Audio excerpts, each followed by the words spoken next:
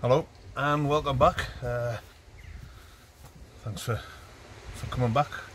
Today's video is about the roof rack. So when we looked at buying a roof rack, I just couldn't get over the price of them, and what you were getting for them wasn't really value for money. So we decided to build one out of Uni-strut. I know a few people have done this, but why not? It's there, it's cheap, it's universal, it's reliable. You know, I install this stuff for a living, and it doesn't rot away, it doesn't fall off. It's fantastic stuff. So very versatile. Hope you enjoy the video, and if you do, like and subscribe. We'll try and get a few more videos out there. We've been a bit busy this week. Things are starting to pick up at work again, and we need to concentrate on the bread and butter at the minute, so we're doing that. Well, hopefully you'll enjoy this video and you'll like and subscribe and share it to all your friends. Cheers.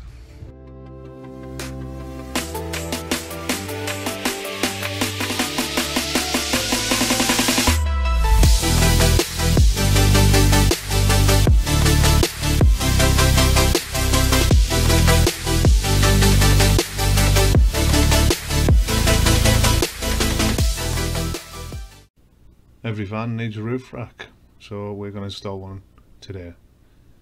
These caps are where the manufacturers secure down their own roof rack systems. We're going to utilise these, and we're going to make our own for considerably less than you can buy on the internet. I was basically disgusted at the prices that people were trying to charge for a simple thing as a roof rack, and what we needed was very, very minimal, but the running rails were like £100, and then the bars were another £40, and by the time you added it all up, you could have been up to £600–700.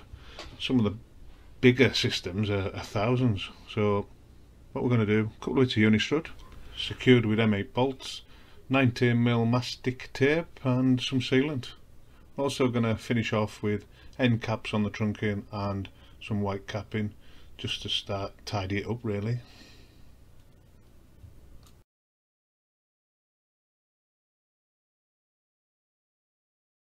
So, rather than spending hundreds and hundreds of pounds on a roof rack system, I've decided just to use some Uni-strut. This is readily available, but look at the name, van trunk. I think it was made for this job. So we've drilled the locations. They've been treated with Galvafroid paint. I'll give that a sweep out now. We've also put some 19mm mastic tape on.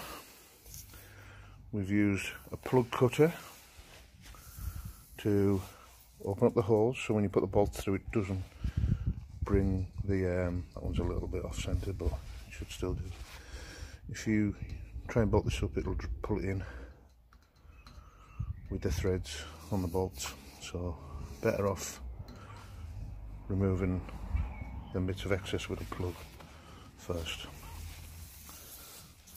Right, I'm going to show you another little nifty trick for removing the caps that allow you to bolt this on. So these caps, I've seen lots of people doing them lots of different ways. I'm going to show you the easiest way. You can spend hours heating them up, you can spend time drilling and trying to wiggle them out, but I can get these out in seconds. So let me show you how. So I'm going to use an 8mm drill bit, centre of the cap. So right in the centre there you can see that dimple. Put that on there. Done.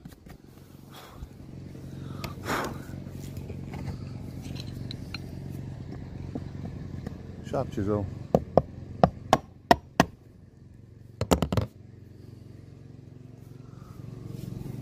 Job done.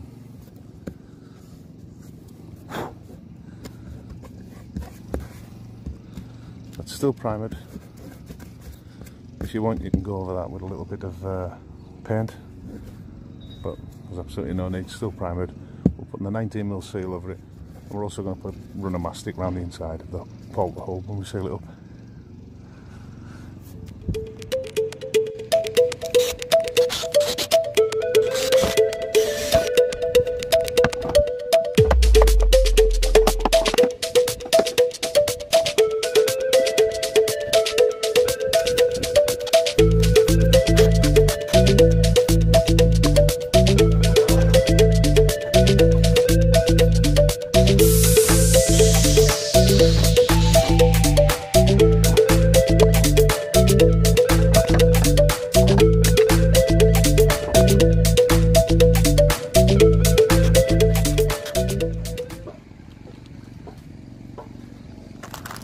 So again, panel wipe, worth every penny.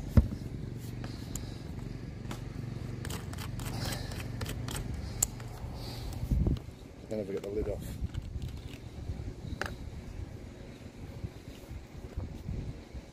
So this is the area where we're going to want the mastic tape to stick to, so spend a bit of time, clean it up. And while I'm doing this, I always do surrounding areas and make sure that you get it all.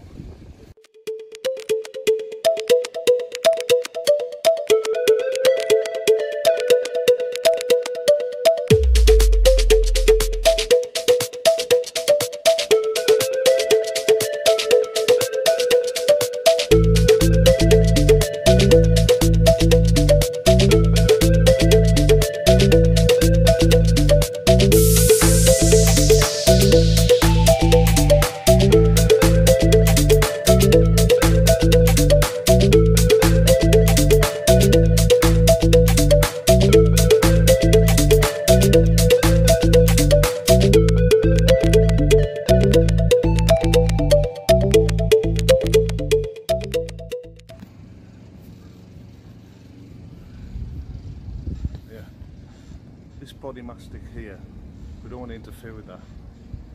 So the mastic tape on the Uni-strut, we're going to remove this section, and there's another one here.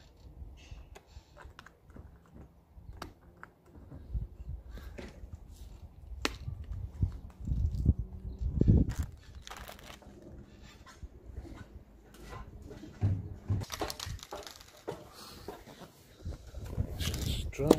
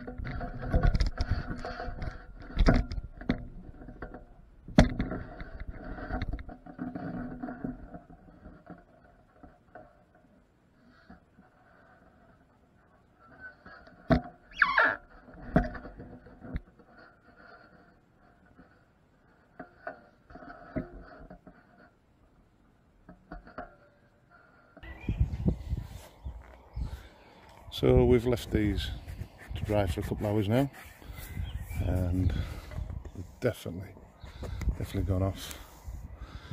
We've taken the adhesive strip, sorry, the strip off the back of the mastic tape.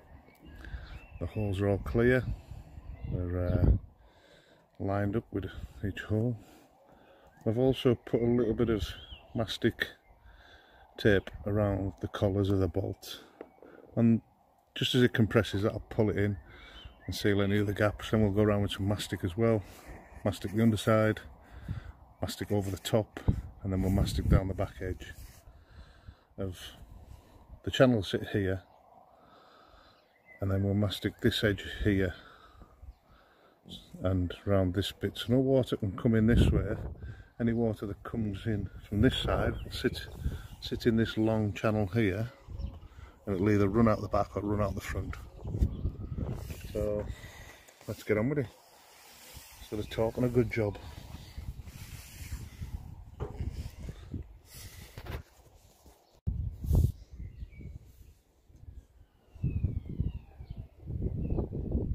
First of all, we're just going to roll it in.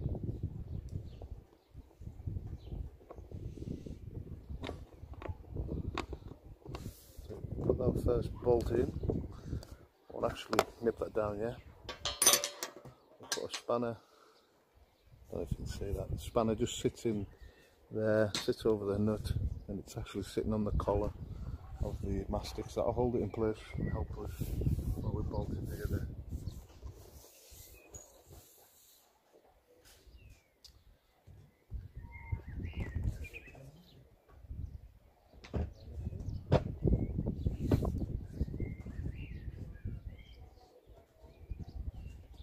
Bad fit.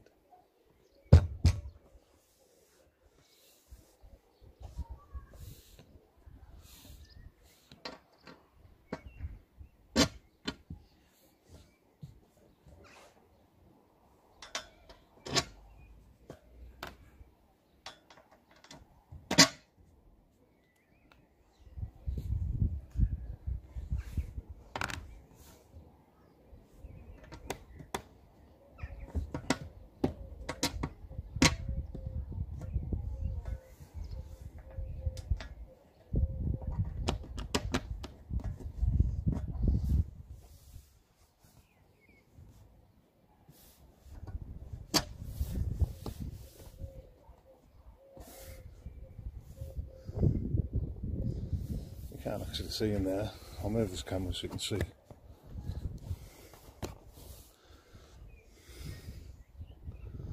So as we look, you can see all 8 bolts are in there. I'll try and drop it down so you can see.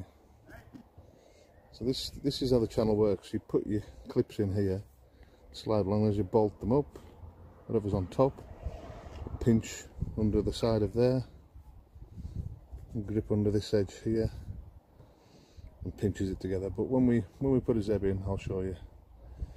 But this, to be honest with you, it's probably better than a roof rack because it's so universal. You can alter and change this as you like. Future, I could add anything onto this. A nice roof rack at the back, cut out around the vent, so I could maybe utilise space around it if I needed it. Then I have solar panels at the back, so that'll leave me this space in the middle so I can do whatever I want with it. So anyway, let's get on.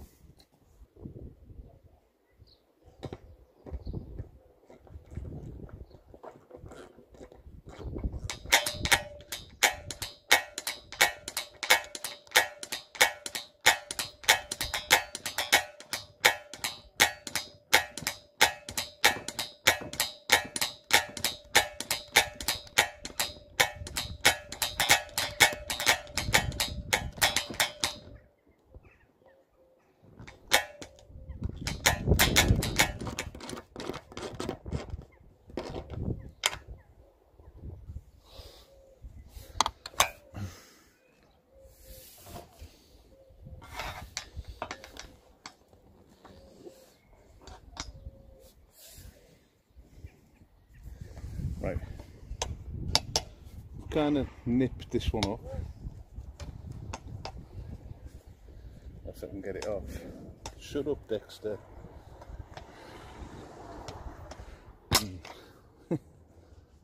we'll go to the back, we'll nip the back one in.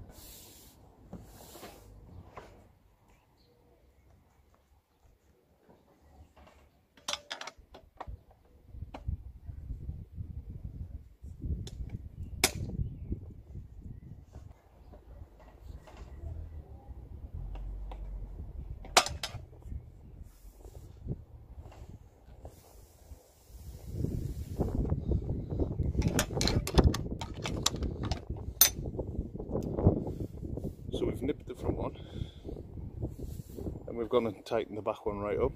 All the bolts are in situ, so we'll go back under, we'll nip this one up again, and that's it. We'll just buy through the rest. All the bolts are done, nice and tight.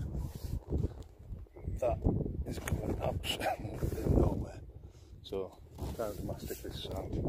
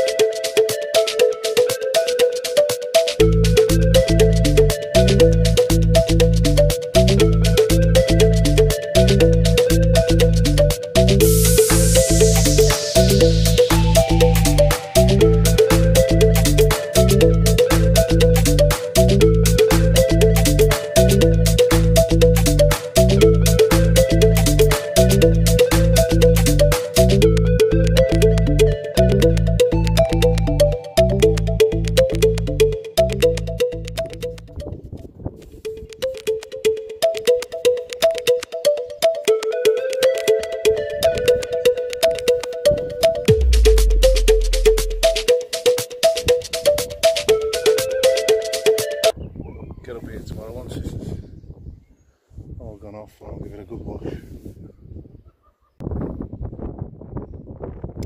So let's explain how this Uni-strut works. So if you look at the end of the Uni-strut, it's got these two round pieces. This is where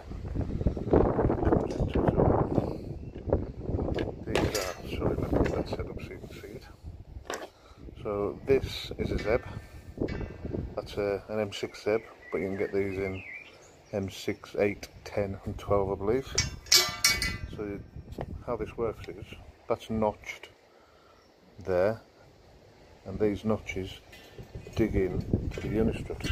Let's see if I can do this one-handed. There you go. Did you see that?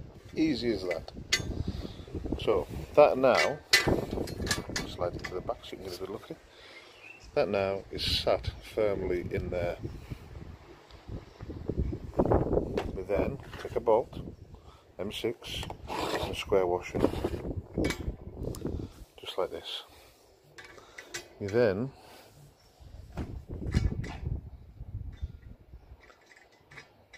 put that in there and tighten that up.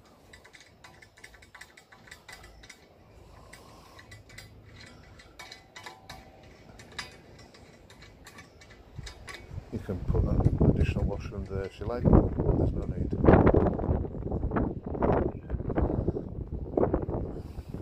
So that top washer will compress down onto this zeb, and the zeb will pull up and it'll pinch. It will pinch itself between the rolled ends. Now you can add anything you want onto that. So I fit solar panels onto that. I'm also going to fit a digital aerial onto that, a 4G aerial, maybe some waffle board, GRP waffle boards to make a bit of a walkway up there so I can get up and maintain the solar panels. Now to tidy it all off, they even do end caps. So this is the end cap, and literally there's a few little serrated parts on the side. You just slot it into place.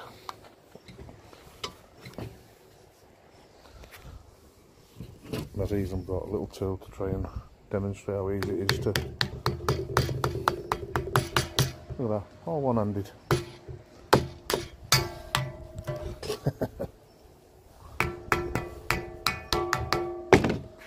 Now, these gaps can also be filled with a pushing cap in.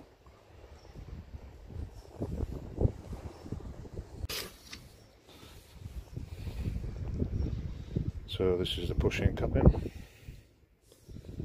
See, just a double-edged piece of plastic, and it literally pushes into that gap,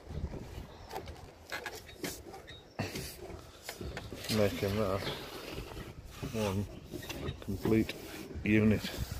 You can cut that with a hacksaw and fill in all your little gaps, and it'll tidy everything right up. I also drill a couple of holes in the end there, so if any water does make its way into this section, even though it's galvanised, you don't want water sitting in there, you want it to drain out. So a couple of holes in the front and a couple of holes in the back, and that'll just let it run out.